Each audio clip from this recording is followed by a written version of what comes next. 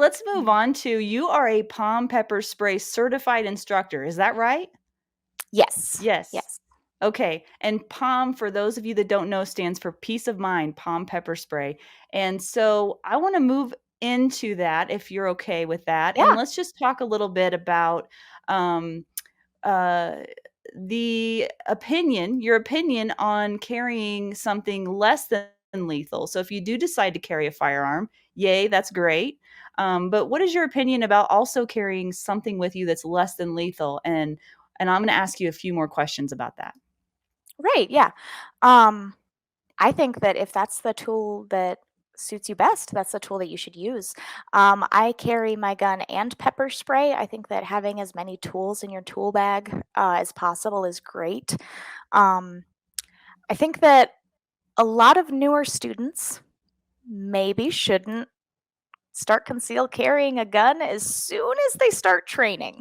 You know, I did a lot of training before I started carrying. And even when I did, I started carrying with an empty gun just around the house just to make myself comfortable with it. You know, Mhm. the day It's a I turned process. 18, I was like, okay, Mhm. got my Enigma, I'm ready to go.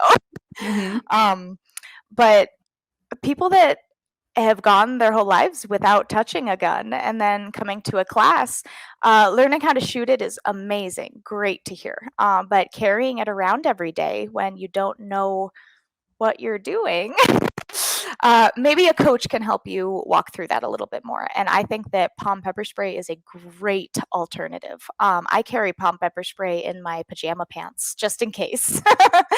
um, Mhm. and I love teaching people about pepper spray. I've gotten to teach a few classes, or help teach a few classes, I should say. Um, I think that carrying a non-lethal and a lethal is probably the best option that you could do. But if you need to just carry a non-lethal, then just carry a non-lethal. I mean, if you Mhm. can't hit somebody with a 9 millimeter, then why are you carrying a 9 millimeter? You know? Mhm. Well, you gotta um, work with the tools that you have and know how to use them well. And is there yeah. anybody out there in the YouTube's land?